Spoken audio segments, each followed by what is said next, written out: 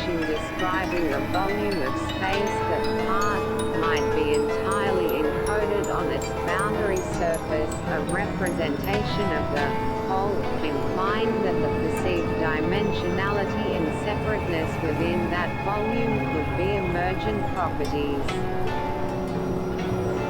Both Buddhist philosophy and these interpretations of quantum phenomena describe a reality that is fundamentally holistic and relational, rather than atomistic and mechanical in the classical sense.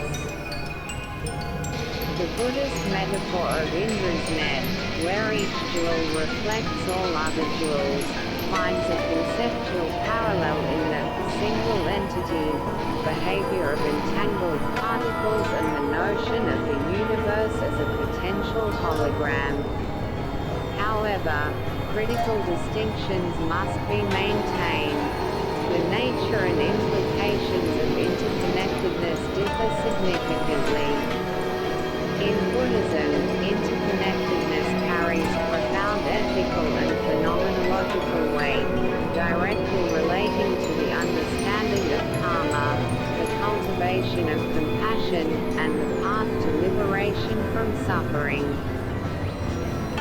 Quantum interconnectedness, on the other hand, is described through mathematical formalisms and observed via physical measurements, primarily concerning information, correlations, and the statistical behavior of quantum systems.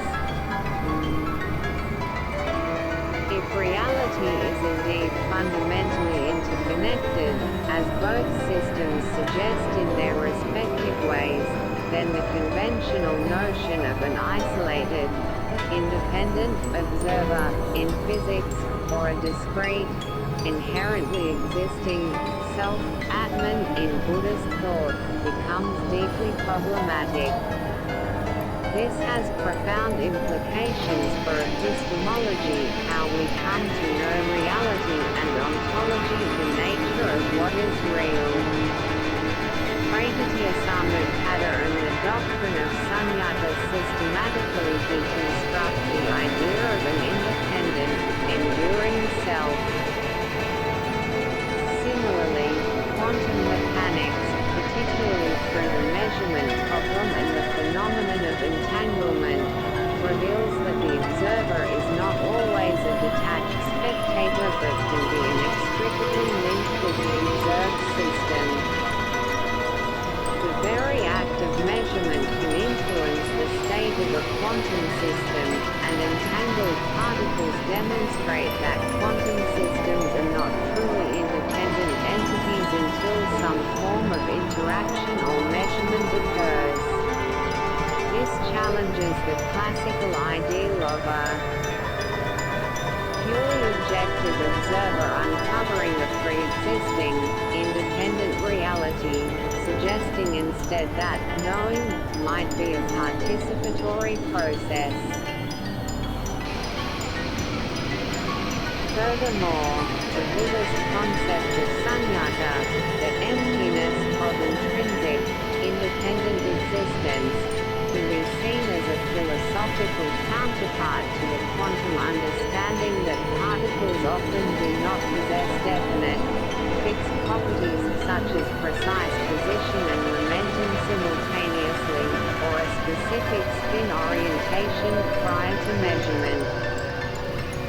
Both perspectives point to a reality that is not composed of things endowed with fixed, inherent attributes, but rather one that is more fluid, contextual, and potential. Sunyata asserts that phenomena lack svabhava, an independent self-nature. Quantum mechanics describes the properties of particles as often being probabilistic and becoming definite only upon interaction or measurement, a process often referred to as the collapse of the wave function. While these are not identical concepts, one being a philosophical conclusion about the ultimate nature of all phenomena, the other a feature of a physical theory describing the behavior behavior of